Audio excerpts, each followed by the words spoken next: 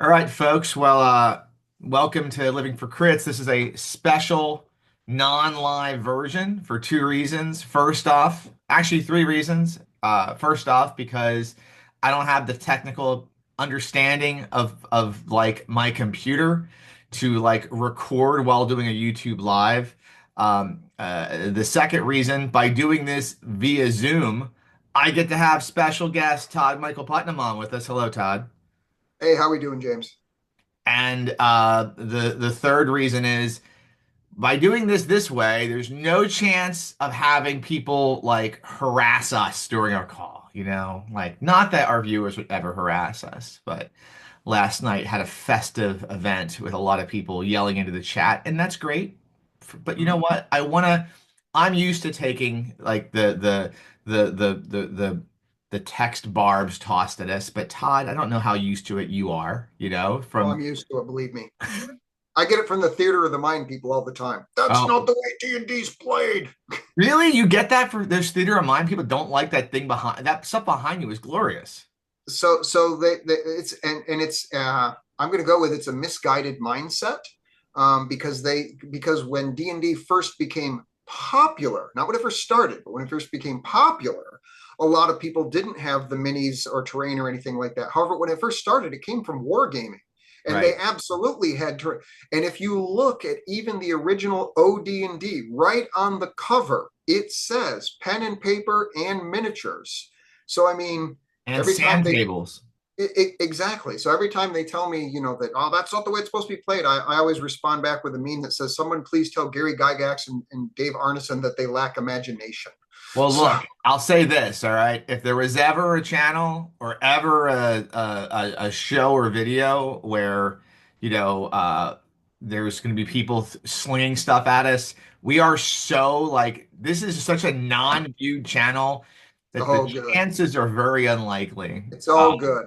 It's Yeah, good if they so do, and it's good if they don't. Doesn't matter. exactly. We're They're not, entitled to their opinion. there's no controversy. I try to exist in general in a non-controversial state in role playing. There's Right. like, so anyway, but forget about that for a second and let's do a proper introduction for and I think and Todd and I have had a few chances to talk and to chat just about the love of Shadowdark and gaming in general. So some of these questions he and I already kind of the answers to, but for the purpose of those viewers out there who clicked on this expecting some Shadowdark conversation and some gaming conversation, Todd, could you tell the viewers a little bit about who you are?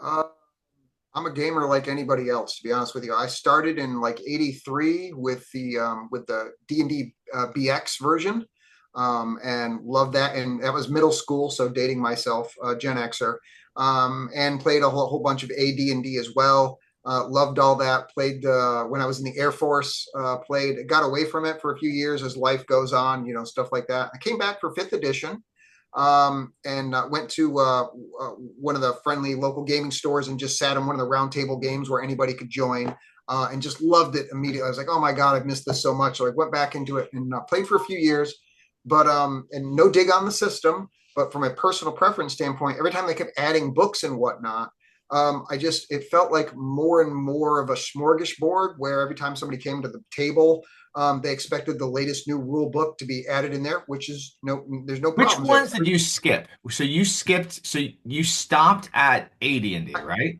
So, well, I played second edition as well, and then Okay, so I basically sorry. skipped out from WotC. I skipped third, 3.5, and Third, fourth.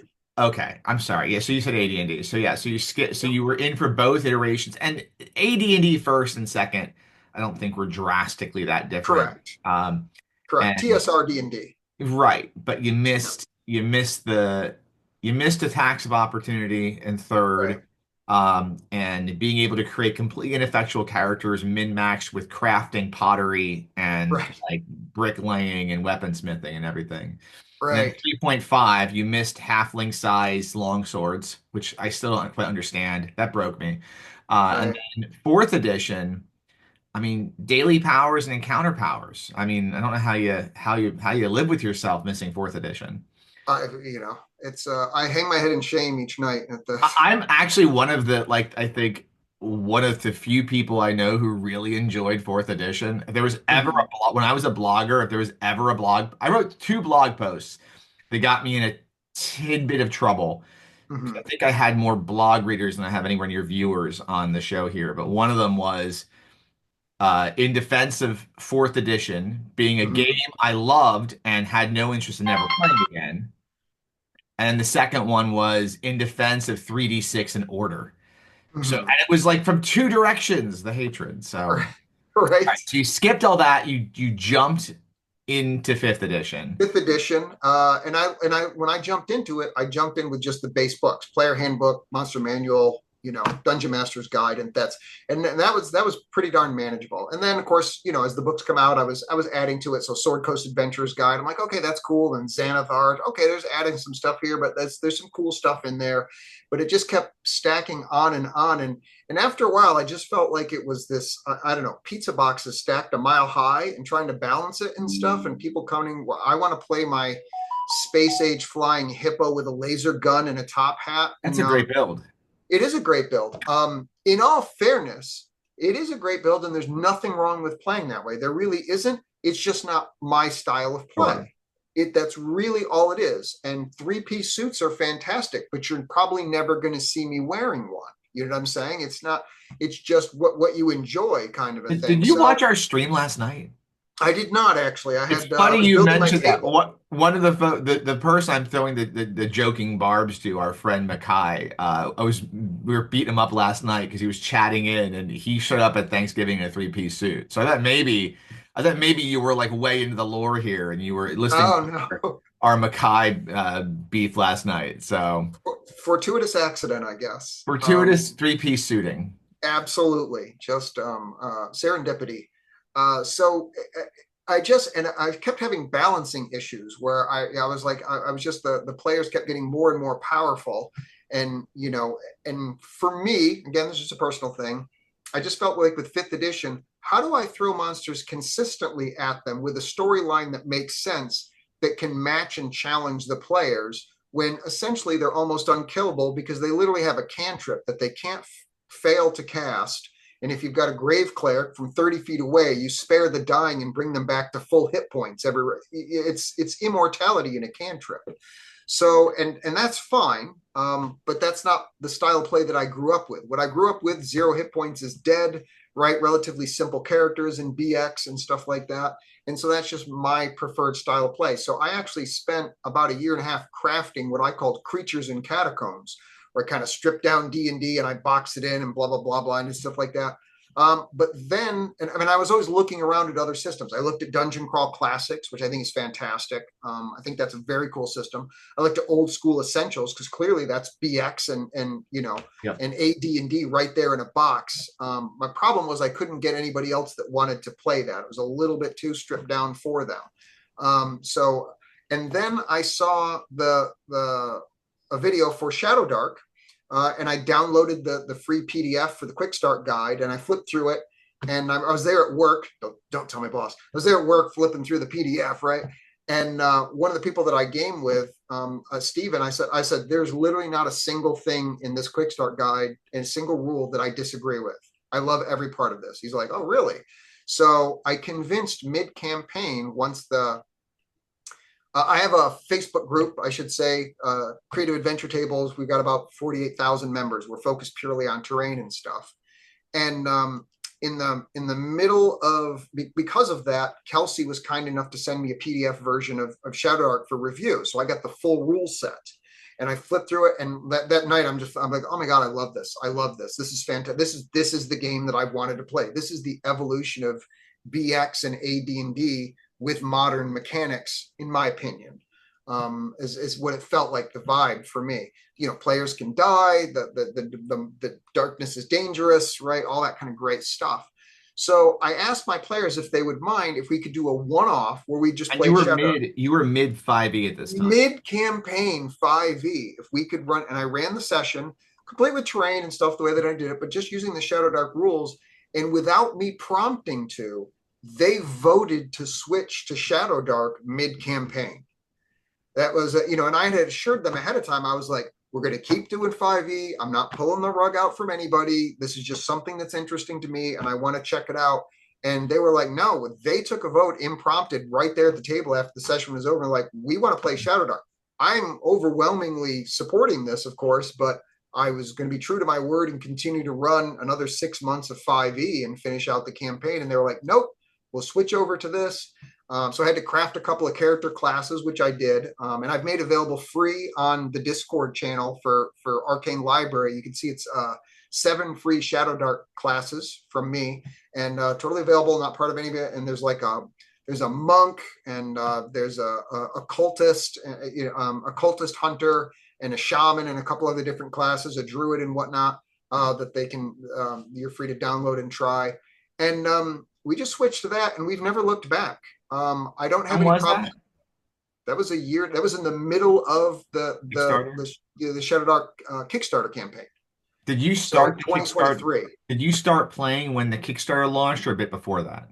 W- w- um, right, I guess right in the middle of the campaign, maybe like within a week of the campaign starting of the Kickstarter campaign, It's she about sent when me we a PDF. it's about when we started. Yeah, so Yeah, I've been and she playing kind sent of it.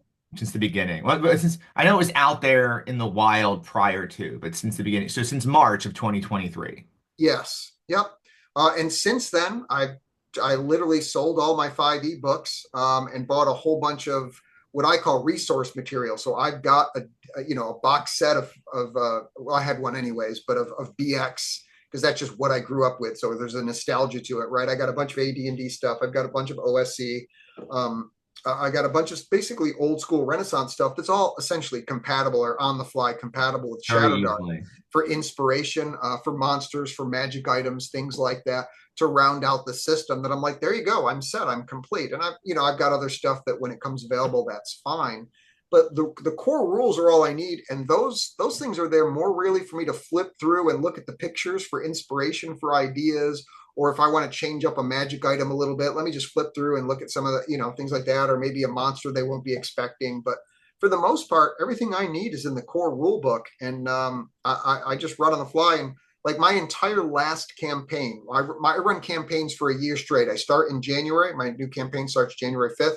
I start in January. I run for an entire year. We play once a month in my campaign, and then we play once a month in my friend's campaign. And so because of that, my leveling is you level up every session. So, and what you end up with is you get to level 10, and you might get a couple of levels that you get to play a couple sessions at level 10, depending on whether or not, usually in December, we end up skipping because Christmas and you know what I mean, things like that. So we don't keep track of XP points. We don't milestone level. It's just, here you go. If you die, you lose all your stuff, you lose all your gear and whatnot, and you start off as the character of the same level, but you've got all just basic gear, no gold, no, you know what I mean? And that's the penalty. So you know what I mean, and that's good enough. But you're not super underpowered. You don't have a level 1 character trying to keep up with level 7s, because they're just going to be toast every session, So I'm gonna essentially. pause you and step back for a second. I want to step Sure. back to your pre-Shadow Dark experience, Okay. just a tad bit. So did you kind of, because it sounds like right now you're kind of delving into like the OSR materials that are out there that back up Shadow Dark. So I'll Right. 100% agree with you. I think I got into old school essentials this year, Mm-hmm. mostly as I was looking for resources to dig up and unearth for my Shadow Dark gaming. So I had been going through my so for me, my original D&D experience started with the Beckme D&D. So Okay. Elmore cover, red box, Mm-hmm. which I I have think, those on order. what was that? Do you have that on I have order? those on order. I I have all have the. the books, but Yep. not the. I don't have the I'm not. box I'm anymore. not getting the boxes. Those are too expensive. But I am getting the original books. I found all those all the way through Immortals. I even have one of the Immortal books on order. See, So. I'm a wee bit jealous on that one. I don't go that. I think the first four sets of books is what I have. Mhm. Like so, it's Right. like red, blue, gold, black, or red, blue, black, gold. Basic, expert, companion, and master. Yeah, I don't have. So yeah, I miss. So I have the Beckham. I don't have the E. I just Right. have the Right. BECM. But so you're jumping into the OSR stuff. Were you not aware pre 5e that there was that like that growth of OSR gaming out there? You I tried DCC. Was that before or after you were 5Eing? I tried while I was 5Eing, and Okay. I liked it, but I couldn't get my gaming group to convert to that. They just weren't interested in even trying a game of it for whatever reason. I think it's fantastic. If anybody told me there was a DCC game, I'd jump in it in a heartbeat. I think it's a blast. I hope someday I get to. I know you're not running it much anymore, but if you ever ran one and I ever got to sit at a table, I think it'd be a blast to run with you because I'm sure you do a great job with I it. mean, to be fair, I'm running DCC Friday. I'm just running it with Shadowdark. So Okay, fair enough. Right, fair enough. so the So, modules are very are incredibly solid and they convert like everything. Sorry, like most things that are sort of OSR leaning, it's right. the conversion of between this stuff is easy. I guess I was looking more not just for DCC, but so your friends you couldn't get them even to OSE or Swords and Wizardry. There was no desire to break off.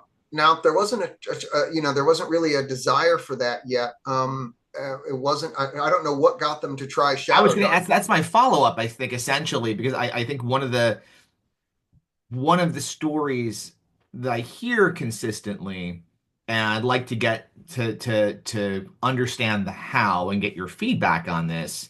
I have my opinions, of course, is like what was it in Shadowdark, which is clearly an old school inspired game, whether you want to say OSR or OS new or whatever.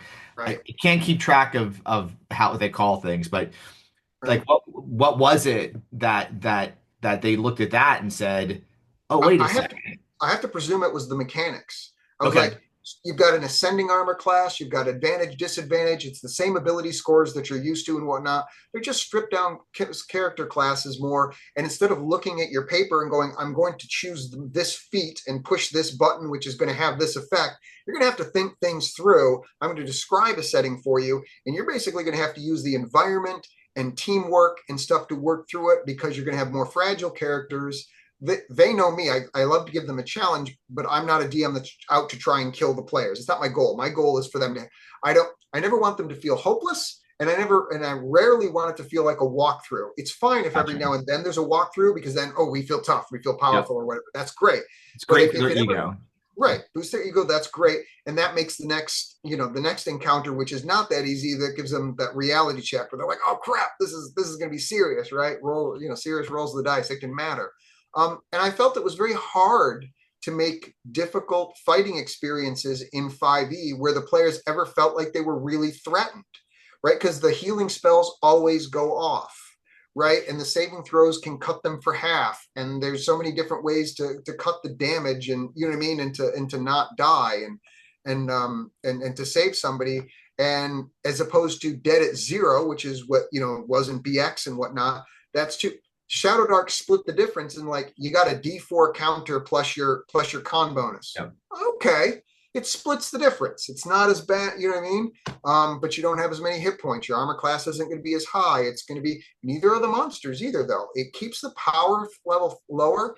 And the one of the challenges I had with 5e was the fights could feel more long than epic.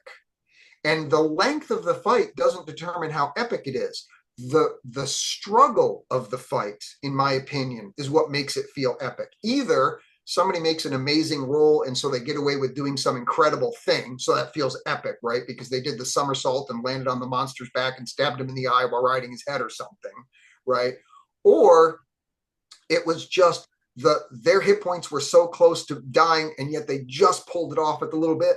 That's epic. It could have been 3 to 5 rounds, but it still feels epic. Whereas with 5e, there's so many hit points that are stacked up because even after 10th level, you're still rolling hit dice, right? It's Yeah. not, and And Shadow Dark stops at 10th level, you're still and you're still adding adding con your con bonuses. bonus. Yeah. So the hit points are stacked so high that you spend most of the time just trying to whack through 90 hit points just so you can get the players to feel like they're in a little bit of trouble. And then, oh, I cast a heal spell. And oh, look, they're back up to full hit points or whatever. And so it was very hard to create tension and drama. For me, I think it was very hard to create. And with Shadowdark, it's a lot easier to do if you've got a good game master. My opinion, I'm going to put that in Joey quotes. A good game master is not trying to kill the characters, but at the same time, they are trying to make them feel challenged so that if they win that encounter, they feel like they accomplished something. And then part of that is I've always done all of my dice rolls in public. Mhm. No matter whether I rolled a nat 1 or a nat 20, you can look at my dice tray and see I rolled what I rolled. So if you won, you won. You did that thing. You can feel proud. You outthought me, you outrolled me, whatever it was that you did, but you did the thing. And if you have to beat feet and do a retreat in order to get away, it's not because I'm trying to make the session last longer or something and I'm making the monsters tougher than they are. The dice rolls are all public. You can see what's going on right then and there.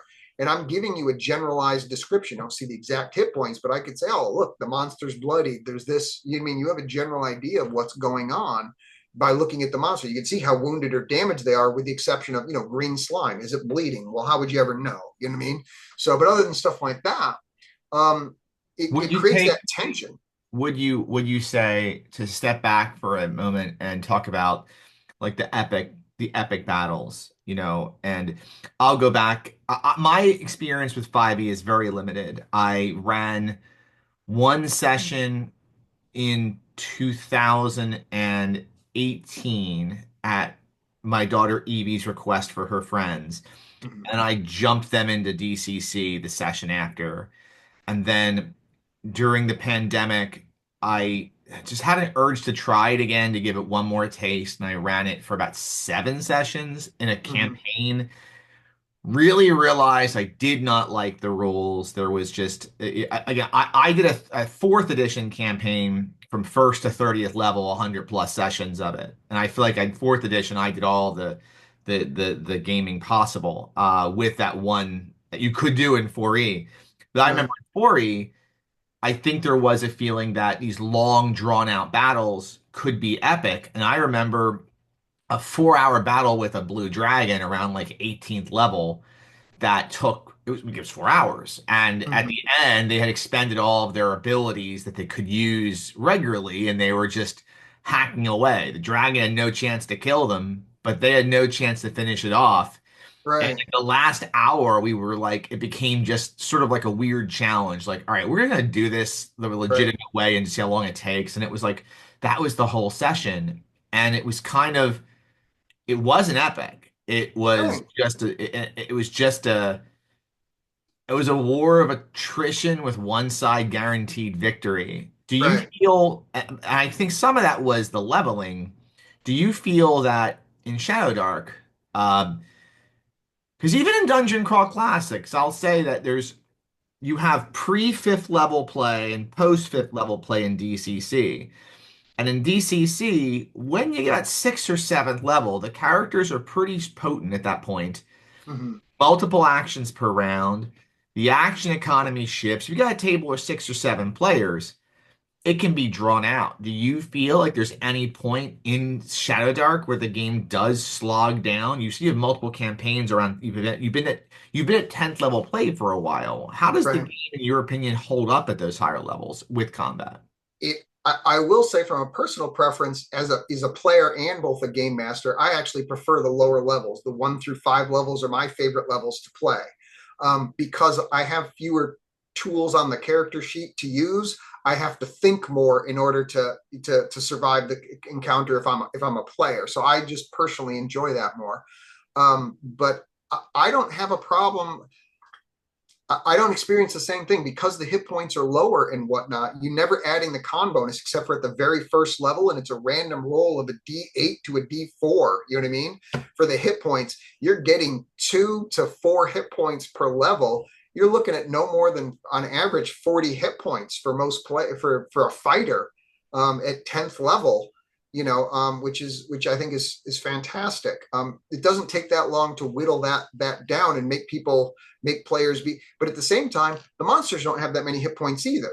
Yeah, I was going to So say the first monster our players encountered and it was a multi-adventure quest to deal with this one monster with a swamp dragon um, that had this smog breath attack. It's on page 211 if you're reading mhm, along. And we did play multiple sessions against the dragon, but this multiple sessions were plotting to be in a mhm, good situation to defeat it.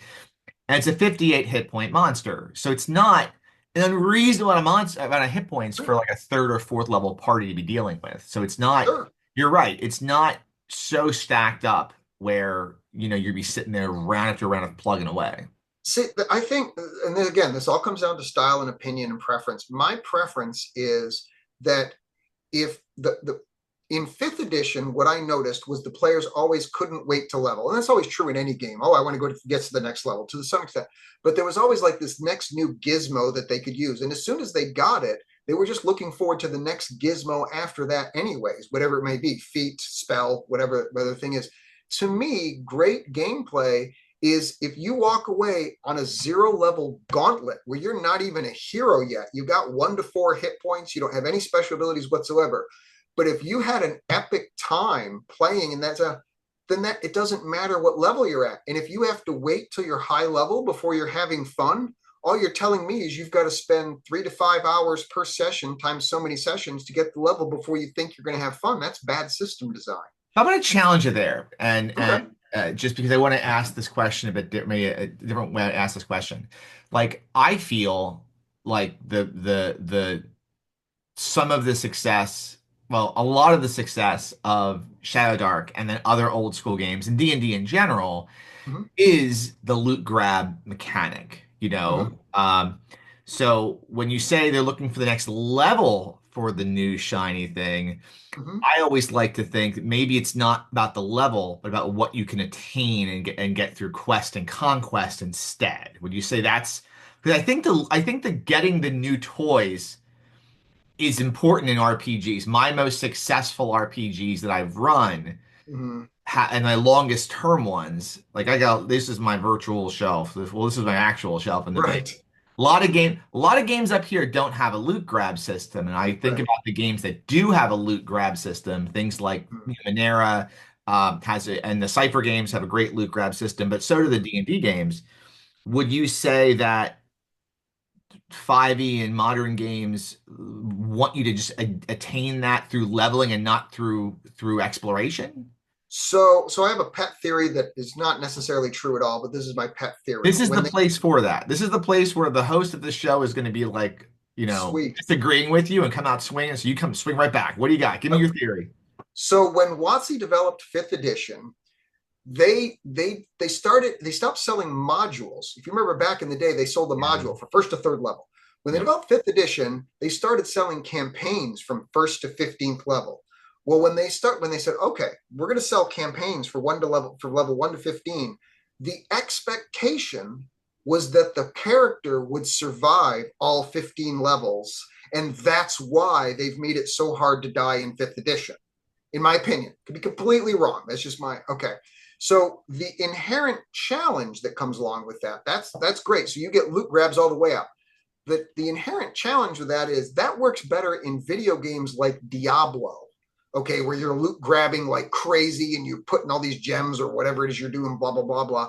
But when you're in a co op game working together and you're actually rolling the dice, you don't have the computer doing the work for you. And it's not flat math because fifth edition is not flat math. You're always adding your bonuses and et cetera, so Yeah. on and so forth, all the way around to it. Things start to bog down. So if the mechanics keep stacking and the hit points keep stacking, not for 5 levels or 10 levels, but for 15 or 20 levels, eventually, in my opinion, you get to a place of diminishing returns. It's not that the system is flawed, it's that it outlives its usefulness, in my opinion, for my style of gameplay, past a certain point. Sure. Yeah, I think And I don't think with Shadowdark having mostly flat math, or I'm going to call it flatter math, okay, and not nearly as heavily as feat dependent. You got your 2d12, your 2d6s, you roll it, that's what you're going to get. You know what I mean? Kind of, and it's a random thing. So there's a certain amount of excitement of rolling the dice, but none of it's going to really make you overpowered. It's going to make you better, but it's not going to make you overpowered, kind of a thing. And you've only got 10 levels and whatnot. I think that cuts it off at the right point where the players always feel like they're making progress, and it's okay to add loot to them because they're not already getting overpowered with just the character feats that they get every single level. In fact, they're getting them every other level when they get them. You see what I'm saying? So it's really 5 levels plus a few extra hit points that are thrown in there. So that makes it okay that, okay, now I can hand out loot a little bit easier in Shadowdark without making my characters overpowered. It's kind of 10 levels though, because with the exception of the Bard and the Ranger, the four Mm-hmm. core classes do get something on the even levels. Right. So It's yeah, they get something, but I'm saying they they don't don't get get to their roll the full roll. talent. They don't get a talent roll. But I'll Right. say that the Every talent, level. the fact that you have a fourth level thief is, I mean, every even level they're getting an extra die to their backstab. So to me, Correct. they're definitely getting Correct. something that's more prescribed. That's like my only. I don't want to say it's a beef because I find both classes have played very well at my table. The Bard and the Ranger have played well, but I Mhm. kind of wish the Bard and the Ranger had something tying back to those even levels because the core four do. All four classes of the core four have something tied to their levels every level, which Right. makes them superior. What I like about the Shadowdark like magic item system, for instance, is that it's the items there is almost like a push to make them unique. Like there's Correct. the fact that a magic sword can be, and I know in 5e it's the same way. I'm not Sure. again not but I'm or it's similar, but it seems like lower in level could you get a spear that has an extra bonus on a charge or something. It's not just it's a magic spear plus one, woo woo. It's Right. something more interesting, and Right. uh, that is where I guess the whole quest for it concept is what I try to steer my players towards. Someone says. I'm doing this both in old school essentials and Shadowdark. Someone's like, I really wish I was better at doing X.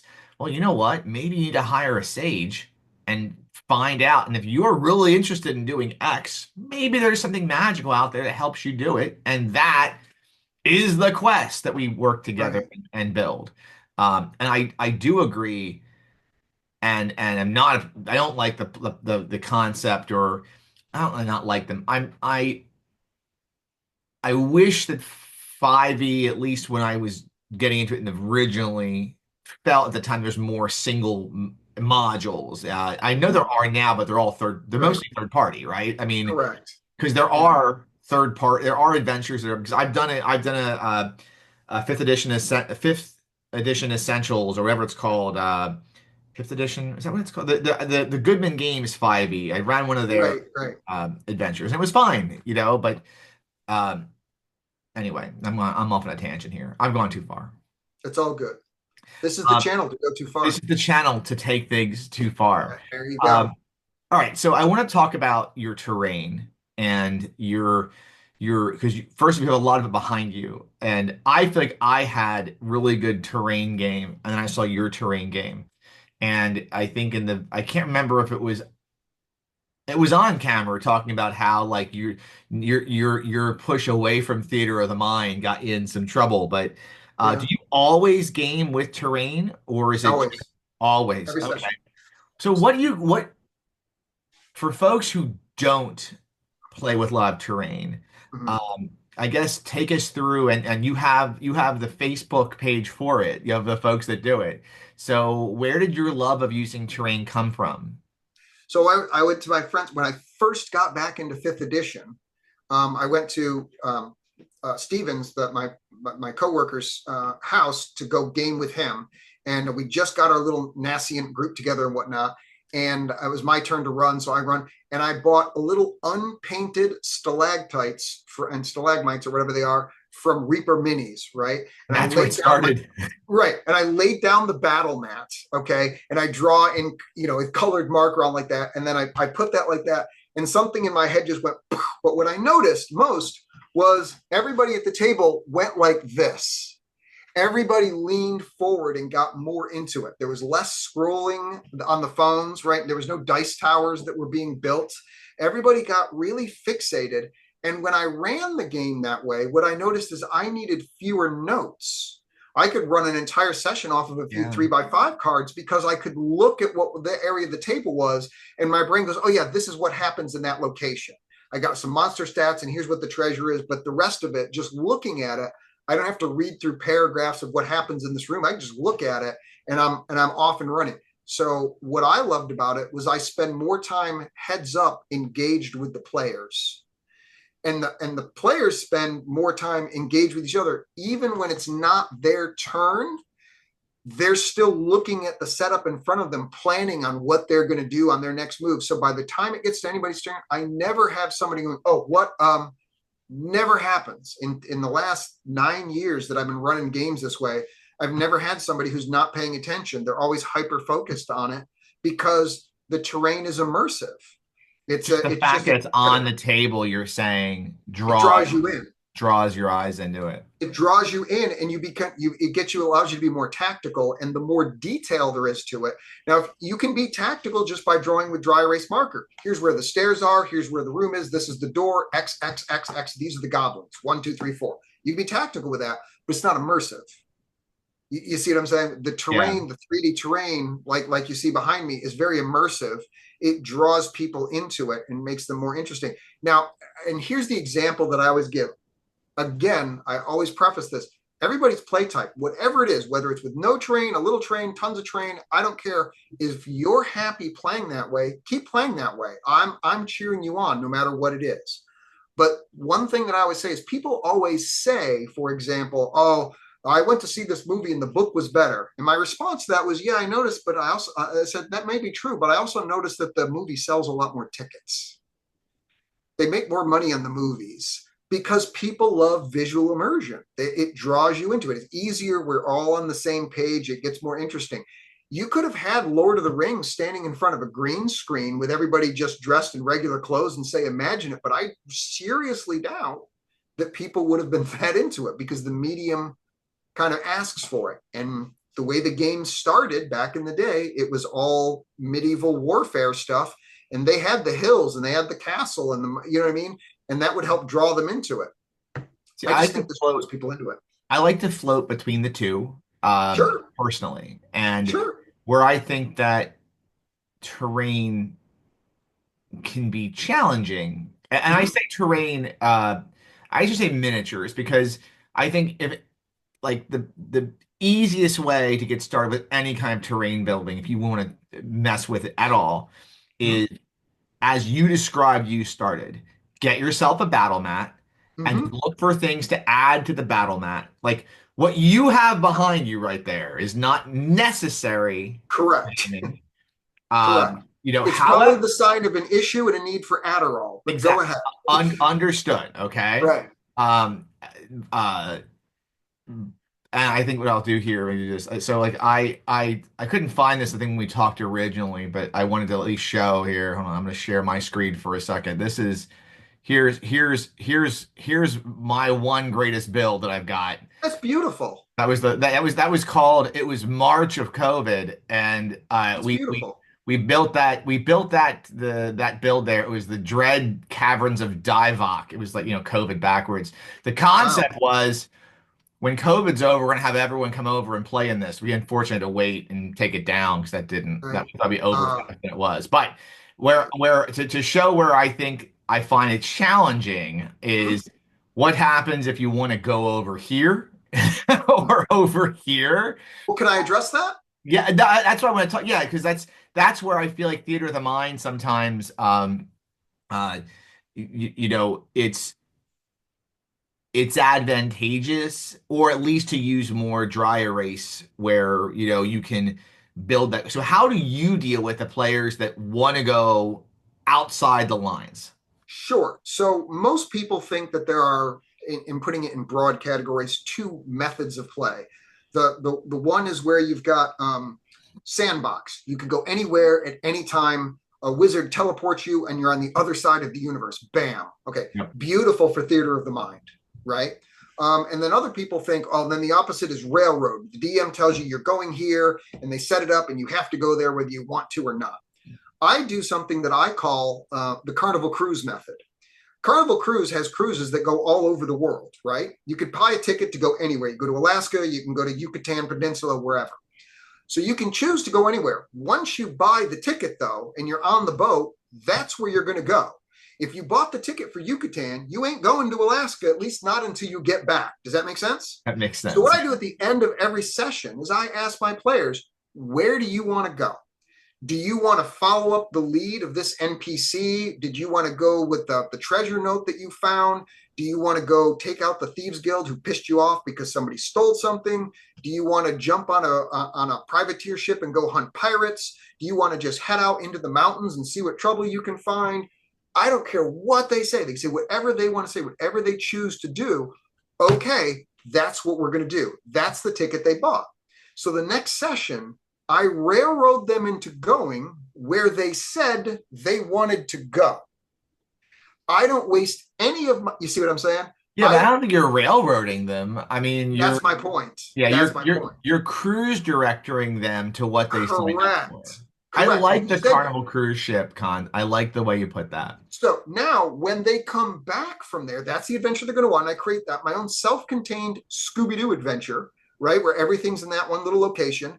And I'll answer some other questions for the overall arcing campaign, right? Some other stuff I sprinkle in there. And then I'll also open up some other plot hooks that are totally undeveloped unless they choose to pursue them for the next or some other future session. Okay. So it doesn't Sure. hurt me to do it.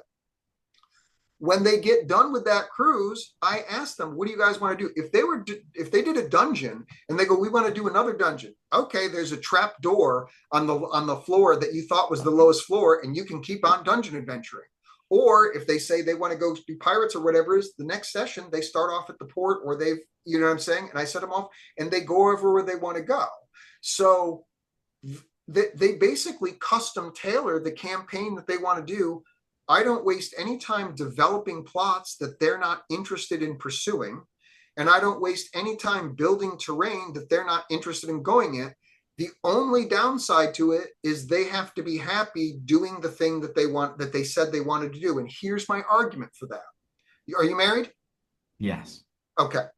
If you said to your wife, honey, what do you want to do this weekend? And she says, I want to go to my favorite restaurant X, and I want to go to this movie that I've been wanting to see Y. And you're like, okay. And you reserve the seats at the restaurant, right? For the time and the place. You get IMAX movie theater tickets. So it's the best thing, blah, blah, blah, blah. A limo comes and picks you and her up, and it drives you up and it stops you at the IMAX. If she turns to you and says, I don't feel like doing this, are you a bad husband? No, I think I'd be relieved though. Okay. It's I if got if you're giving the players what they ask for, it's hard for them to be frustrated. Now, anybody can argue plus or minus whether or not that's a good or the right way to do it. I'm the first one to say, if you I prefer think theater fine, you should do that. I But would definitely here's not argue against that at all. I think that's just, here's yeah. here's the one last thing I want to say about that. My players it is extremely rare that they do not show up, and when they show up they are prepared and ready to play. They remember what happened last session, they're looking forward to what's going to happen this session. They know what they're some idea vaguely of what they're getting into. Obviously there's going to be things that they're going to get revealed, as they go through the adventure, but they have some idea. It's something that they've asked to do. They know it's going to be highly detailed, right? It's not just going to be vagaries. Oh, we're going to the other side of the universe. Oh, okay. DM has to make stuff up on the fly. Not everyone is great at that. And so it can be a thing. And so when they get there, there's going to be detailed NPCs, a detailed plot story. It's all going to be well thought out and put together. There's plenty of things that they can do and whatnot in this experience. And if for any reason they don't like it, they're going to have a totally different experience next session based on whatever they decide they wanted to get. So I had a waiting list of 10 players until I stopped the waiting list because I didn't have anybody that would quit. There was not. So something about the way that I'm running my games is enjoyable to those players. Now I'll say one final thing. I lied. I said that was the last thing. One final thing is I create something called a framework of expectations for my campaign, a FO. And in that framework of expectations, anybody that's looking at coming in my campaign, it says, here's the rule set that I'm using. Here's the days that we play. This is the type of game that I run where I describe a Carnival Cruise type campaign. This is what it is. So they know up front exactly what they're getting before they spend their first table session even there. They can look at it, read it, and decide if this is the style of play that they like. So I don't have somebody wasting 3, 4, 5 sessions before they figure out, this isn't for me. They know going in. And so when I pick somebody up, they stay with the campaign unless there's a severe personality dispute. I mean, somebody's I don't know, a sociopath or something like that. All the rules are right there in the foe that I can send to them, and they can look it over and they can decide this isn't for me or this is for me. And I'm okay with either answer because we didn't waste either of our play time. So it works out great. I think back about what you're saying here about, the versus the waiting list. And I want to make sure we can be helpful to those new GMs because not everyone's going to have that. And I think that in some ways it sounds like we GM or our take on being a GM, being a judge, being a DM, whatever you want to call it, is somewhat similar. But I also think that maybe we have a bit of that, privilege of having so many players available that know about what we're running because I know that wasn't the case for me in 2008 when I was struggling to find players. And the folks at the table I had were the folks that I had. And if I didn't want them, it was it felt very hard to find new players. In 2024, that's at 25 soon, Mhm. that's less of an issue. What I would say to the fact about, going outside the lines is, and I think back to podcasts from, I don't know, 12, 15 years ago, my friend Ron Blessing, his wife Veronica Blessing, they had two podcasts. They had Smiling Jack's Bar and Grill, and it shifted over, which is a Savage Worlds podcast, and Ron was on that, and it shifted over to Role Play DNA. Somewhere in there, they discussed social contracts and gaming. And I will say that where I'm trying to go here is if your GM shows up with a giant table of terrain and you know it's going to be there and you start trying to drift off the table, you are Mhm. breaking the Wheaton's law of don't be a dick. Because like if the GM because Right. the GM has put the time and effort into building this, and this is whether or not you're trying to follow the cruise ship Sure. mentality or not. But Sure. if a new play, which I think is a fantastic way of looking at it, and it's Mhm. similar to what I do when I print that terrain. I make sure I Right. know where they're going. We Right. lock that in. I tell them, okay, next game I will build for this, but Right. that's what we're doing. Right. If you, as a player, come to your table and you see all this stuff and you like smirk and say, "Well, I don't want to do that." Well, you know what? Then maybe it's not the group for you, and maybe you Sure. shouldn't be playing, I don't know, you shouldn't be playing role-playing games in general. That's So my so opinion. I actually have in my framework of expectations, one of the things that I have is built into it, which is the players at the table have the right to vote out a player who is non-cooperative. And here's why. There's a social contract that people that do those kind of things, the people are like, well, I'm going to steal from the party, and even though you as a player know it, your character doesn't know it, and so ha ha ha, and their fun is making other players miserable. All right, we've all had those players. We have. So this is what I put, and it's great because it doesn't require me as a game master to intervene directly. And it's this: if you imagine that you and I are adventurers in a fantasy type world, and we've got a couple other buddies that we're adventuring with, and we bring on somebody new, and that somebody new keeps not being there when combat happens, and treasure keeps going missing, and etc., so on and so forth.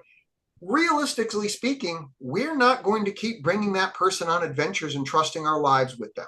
Now, in the scope of a gaming group, they're depending on, oh, well, I'm part of the gaming group, so you can't kick me out. And my answer to that is, no, we'll flick you. The players have every right to vote you out if you create characters that are not helping their characters to survive the adventure. I think some play groups, I think some groups of players and GMs, they're leery to do that because they don't want to get rid of a friend. And Right. it, that so what advice do you have in those instances where someone Here's either can't doesn't want to kick that person out or needs to right. be careful about doing it? So this is, I guess this isn't the answer for everyone, but this is the answer for me, and it's worked out extremely well. I would rather have three happy players than four miserable ones. And my gaming group has always built that way because my goal is here's my mindset. When people come to my table for whatever reason, and this is the same of true of yours and anyone, somebody a brand new GM who's just starting out, that means that the people showing up at that table have chosen to spend those couple of hours over spending time with their spouse, with their kids, going to the movies, playing putt-putt golf, watching ESPN sports, whatever, every other possible thing that you could do on the planet. They've instead chosen to spend that time with you. If you can't make that time fun and enjoyable for them, they're going to stop making that choice and you're going to lose them anyway. So if there is in fact one player, even if it's a friend of yours, who's making life difficult and doesn't get along, at the to me, the better play, if you love gaming and that's for you, would be to go to your friend and go, look, I've got to be honest with you. This is something I love doing, but it's creating a lot of discord in the group. There's more arguing than people having fun and grumbling. And so I'm sorry, but I'm going to either ask you to abide by the following set of rules that stops these problems from happening, or if you feel that that would ruin your fun, I'll help you find another group, or we can find a separate group of other players that want to play that way. And they all want to do player versus player. They all want to steal from each other and backstab and whatever the things that there's that one, and they never want that. And the reason why the player never wants to find another group that plays that way is because that's the advantage that makes them feel superior. Everybody else is going to play nice and I get to be a jerk and that makes me feel smart. That's what they never want to go for that. Well, then this isn't the game for you. Yeah, it's why I I'm think just got to evil be honest with campaigns. you. I think evil camp. I've only run one successful evil campaign. Mm-hmm. It was a Star Wars Imperial campaign, essentially. During the Sure. brief time I was GMing Star Wars, and there was a contract in that place was if you want to hose the character, it was a short campaign, four Mm-hmm. sessions, and everyone was told at the end of the campaign, you can turn in the other players to like your superiors for whatever crimes they've committed against the emperor. And what Mm-hmm. happened to their characters was based on essentially who voted the most people. And everyone knew this was coming. So the whole campaign, they were all adding to this list Mm-hmm. of grievances against each other. But it didn't come out until the very end. It ended up being kind of like at the very end of the campaign, they all like the list of who had to get voted out and get executed. But at that point, the campaign was over and it was more fun Right. than anything else. And that was a contract that they Sure. would stay together for the four sessions without killing Right. each other. And at Mm-hmm. the end, that's the only time it's really worked well, in my opinion. The one time that I played an evil player in a campaign, he was it was 5e, and I played a swashbuckler warlock. It's an OP combination, I found out. But anyways, he was evil, but he was neutral evil. But he had one rule, which was you never betray your crew. He was a pirate. That was his background, was a pirate.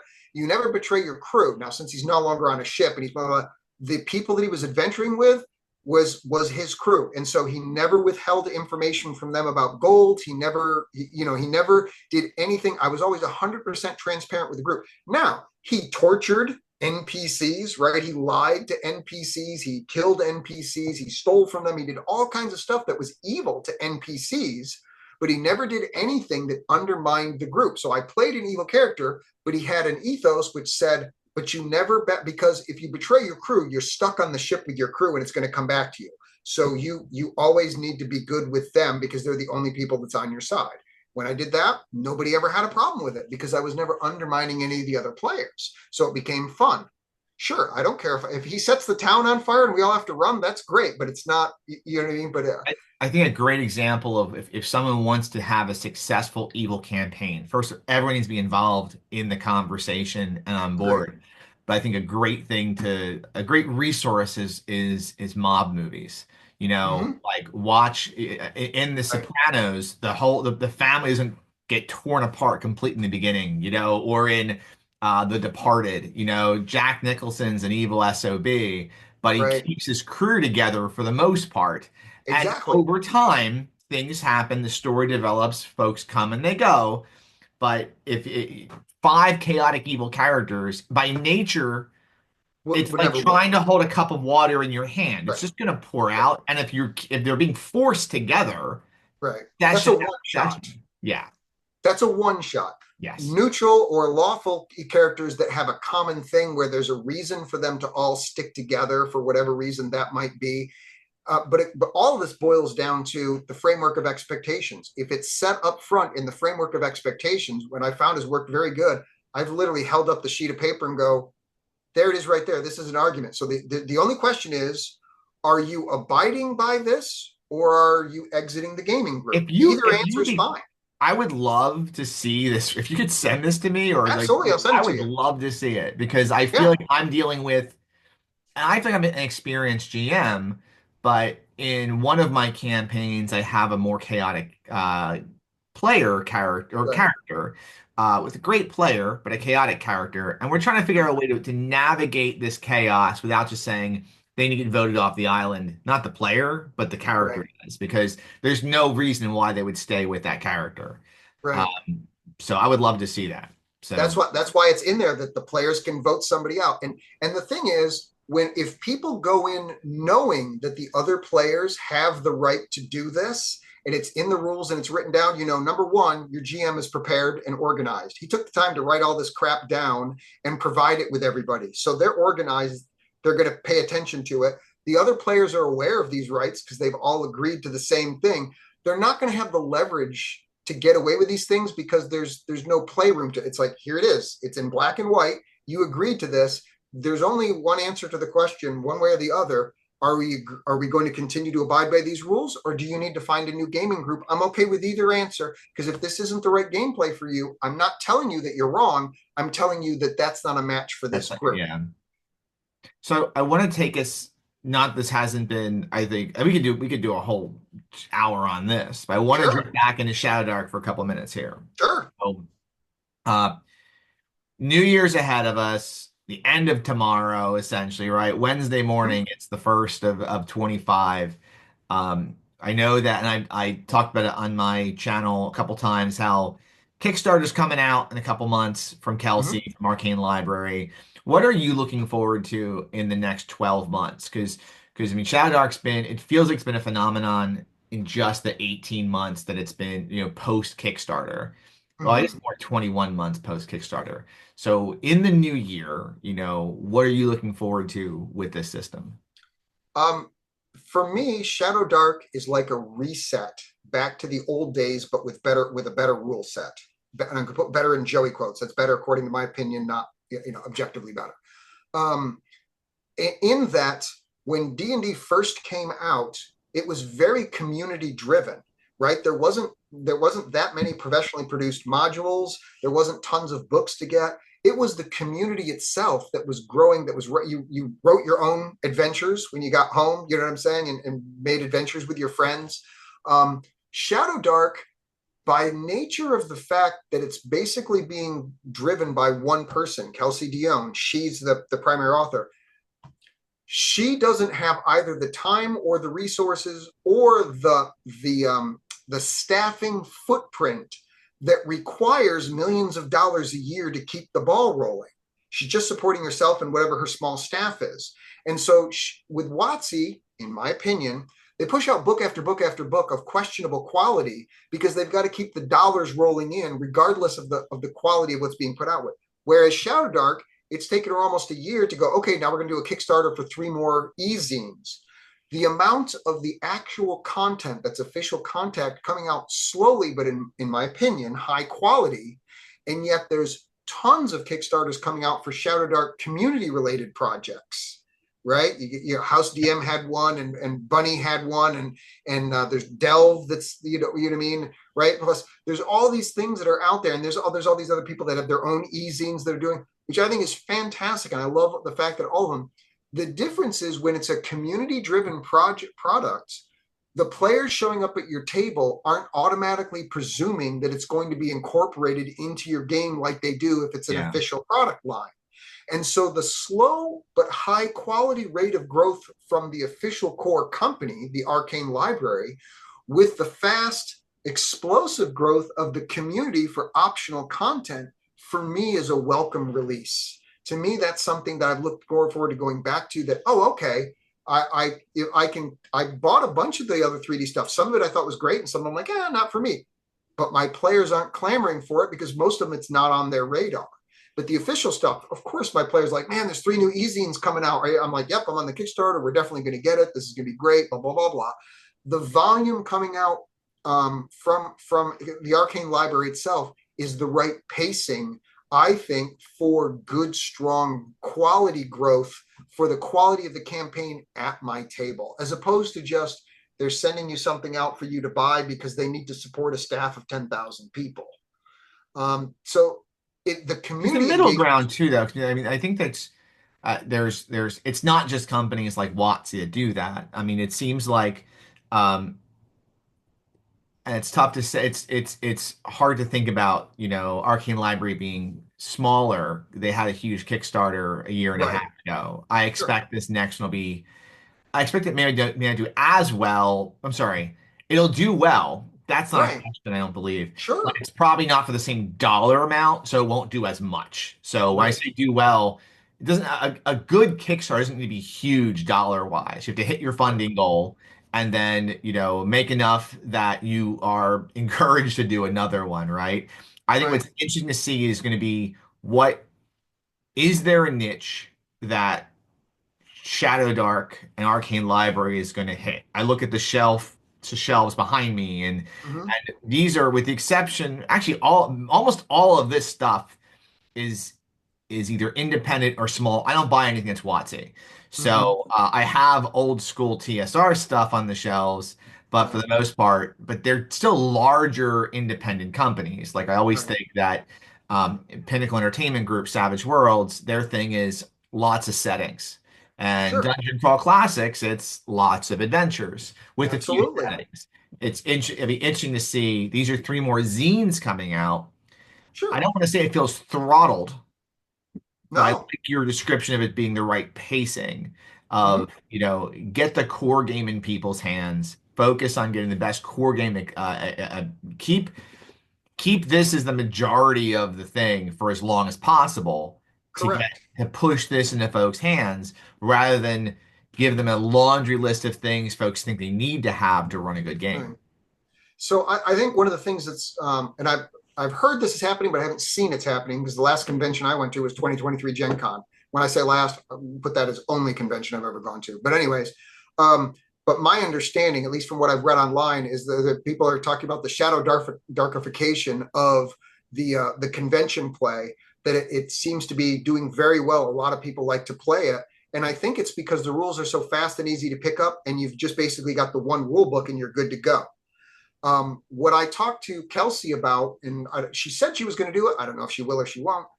What I said, one of the things I would love to see her do is at the end of each year, and she didn't do it for 2024, so she may not ever do it, but at the end of each year, take your e-zines of and all of the classes that you've created, the new classes, and any previous e-zines that you've done, and make a PDF. Doesn't need to be a physical book, a PDF where players could buy that have all of the classes in one book so that 4 years from now, you don't have people flipping through multiple e-zines trying to roll up a character like Pathfinder has. Oh, you got to go to this book in order to find this and this book in order to find that.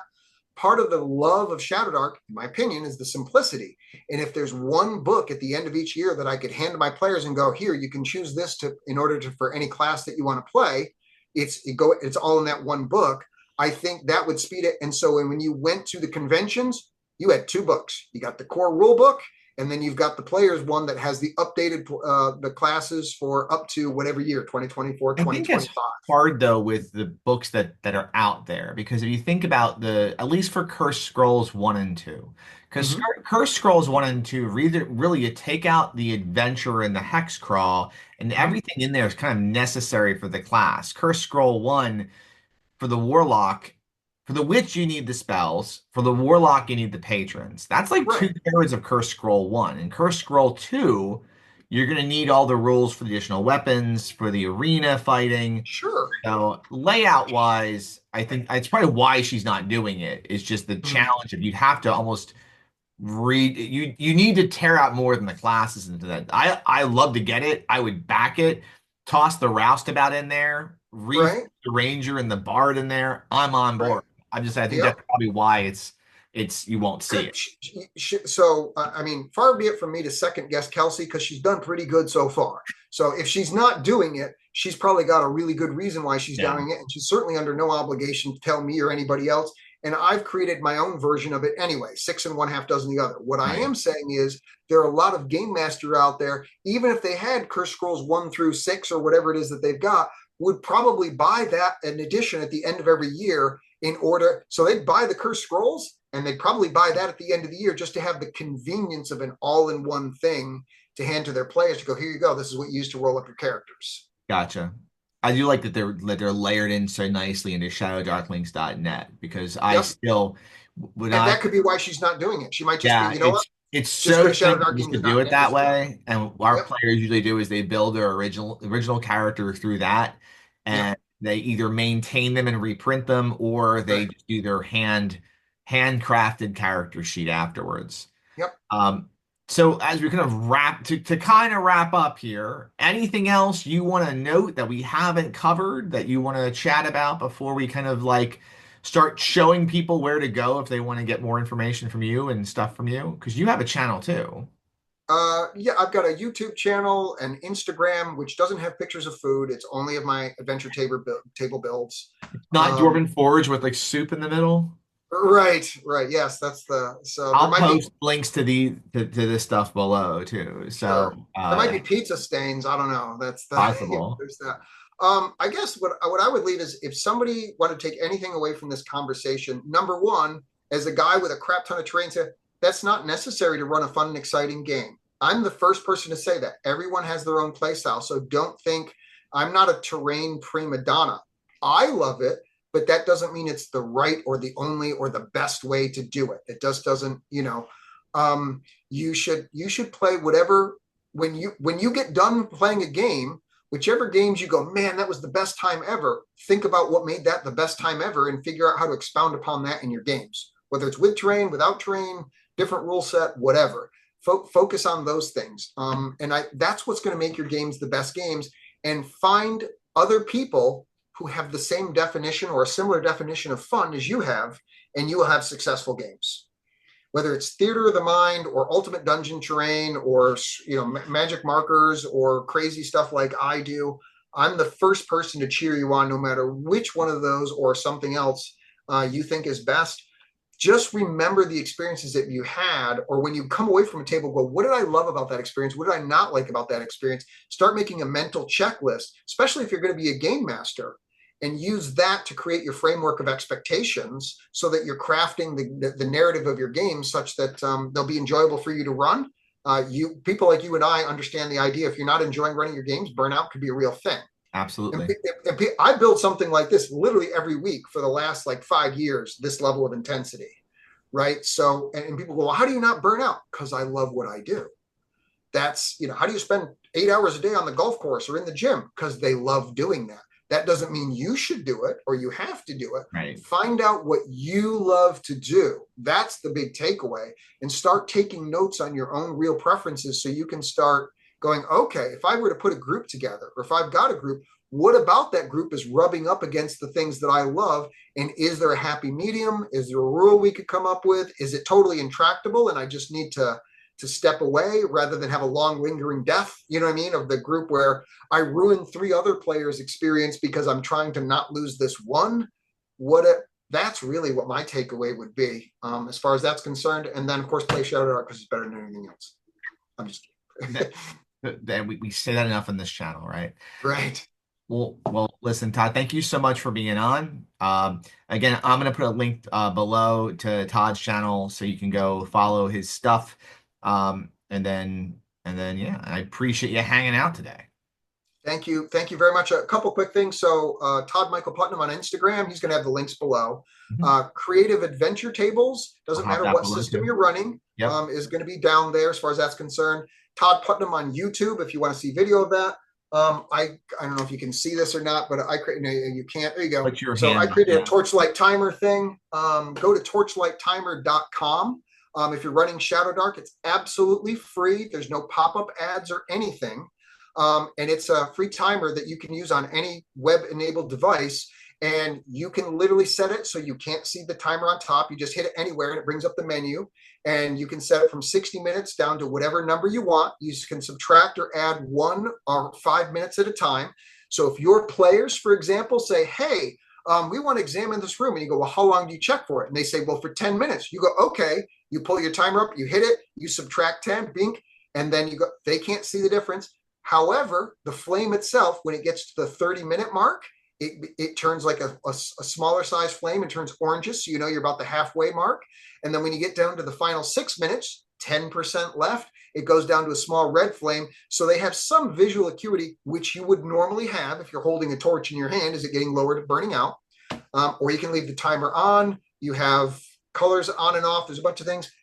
Totally free. There's no charge whatsoever. So if you want to use those to track the timer, and each of your players can track their own torch on their own phone if you want to do that, or you can keep the torch track as a gene, whichever works best for you. The only add is a tiny little thing down at the bottom when you haven't yet lit a torch or a light spell that says brought to you by Creative Adventure Tables. It doesn't get in the way of it. You click on that, it just brings you to my Facebook group. When you light the torch, that goes away. So when you're using it, it's not in the way in any way, shape, or form. It's designed purely for functionality for the Shadowdark community. Well, I have links to all four of those things are in fact, someone watching this now, you can scroll. They are already there. It's like it happened in the past or the future. Awesome. It's time travel.